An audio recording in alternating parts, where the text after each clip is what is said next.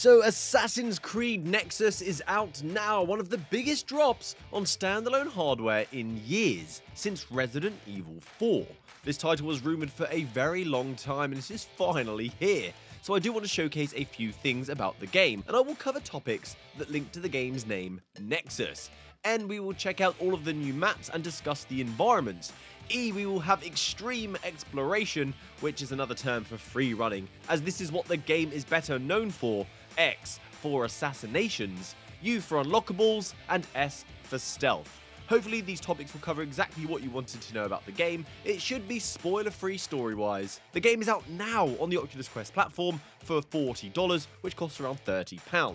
Thank you to Ubisoft and Meta for early access to this experience so I could deliver this video early for you. So I think that is enough chin-wagging. Let's get started.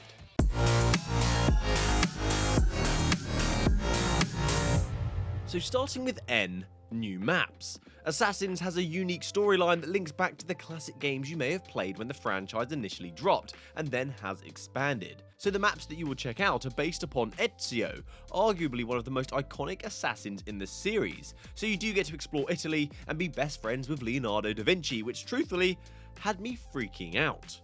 You also embody Cassandra, who is set in ancient Greece, so you will go toe-to-toe with the Spartans, exploring the incredible architecture of Athens. As you explore, you do find unlockables, which will come under U in this video. I am jumping the gun a little bit, and these provide you with historical facts about that time period, which for me made the experience even more powerful at times, something only VR can deliver. Then finally, you will play as Connor, the American, set in Boston and Newport. You do hear the accents as you run through the maps, which did tickle my fancy.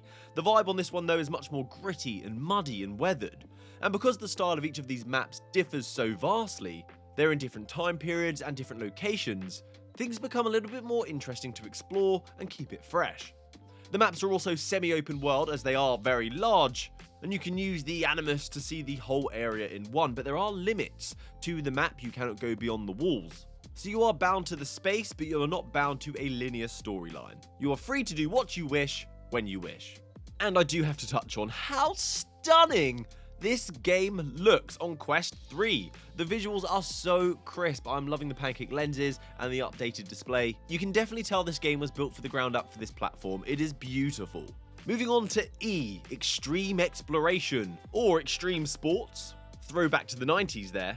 One of the things that sets Assassin's Creed apart and why I was personally so excited was for parkour exploration. The fun of this game for me is keeping up the pace of taking out enemies and traversing. Doing that as fast as you can is so rewarding. So this game allows you to explore in 3D space. So you are able to walk around the pathways and the streets, but you can also take it vertically by grabbing ledges, window frames, protruding brickwork. The level design has integrated ramps, poles, and more into the map. So at a quick glance, it just looks normal, but you'll start to see things like boxes create stairs, signs make poles to swing from. You can jump from ledge to pole using the A button, but things like swinging, you have to swing your arms behind you and release like an ape. To climb walls, you have to actually climb, but the jumping is an A button.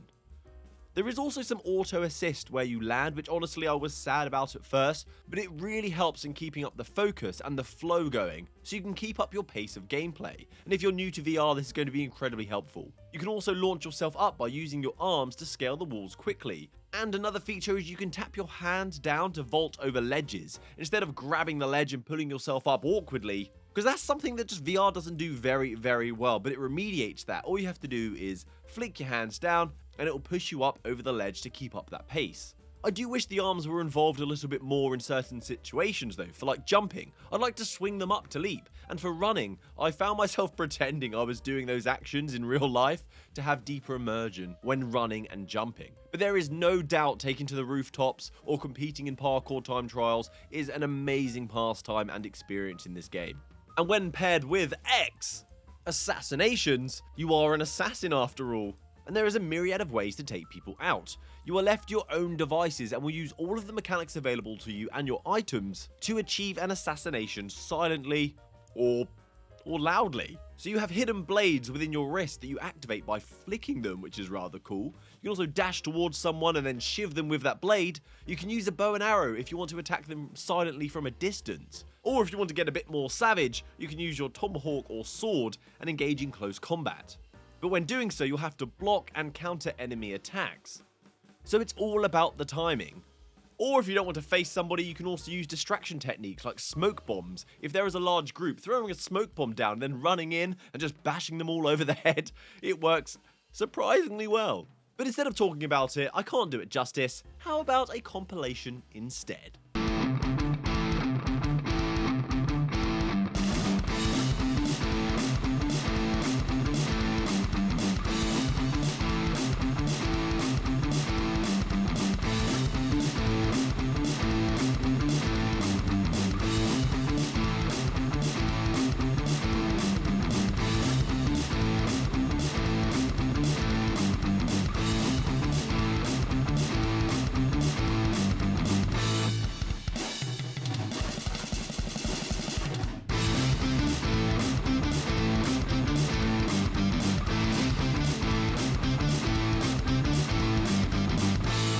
Some small things to know is the heart above the head of an enemy means that they are weak. That is your chance to release the blade and take them out quickly. You can also parry when enemies are about to attack you. If you time it well and hit their weapon away, you can knock them back and counterattack.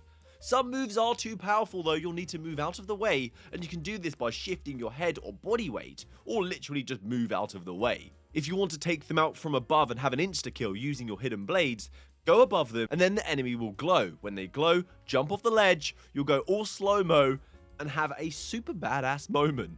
If you use arrows or throwing blade, you can actually pick them up once you've killed an enemy. Run over to their body, pick it up, and then you'll regain that ammunition. Save the planet and recycle your weapons. I've not touched on it, but there are also puzzles, tons of item interactivity, and a dice game to play as well. It's not just running around and killing.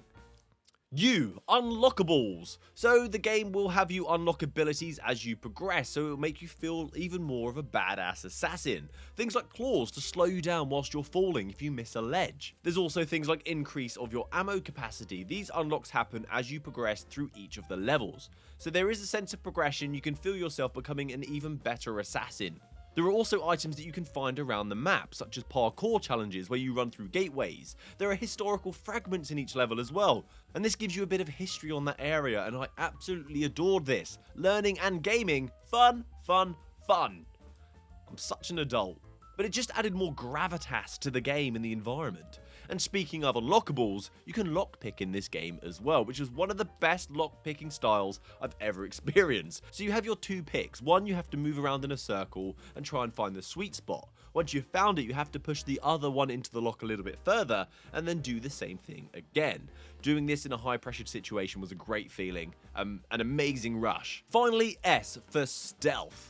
Now onto the other style of playing Assassin's Creed. Something else that it is known for, and of course you're an assassin, stealth is important. Because you have the freedom to traverse any way you would like, it gives you the freedom to approach the stealthy ask how you see fit. I can come from above, or I can use crowds, because if you're stood in a group of people, you can become unnoticed by the guards and stay hidden. Keep your head down, don't look up. There are also bushes around, you can crouch and hide in bushes as well. Which is okay in this game, it's not as creepy as it is in real life, and combining these ways of being hidden with the ability to whistle by putting your finger and your thumb together and putting it in your mouth.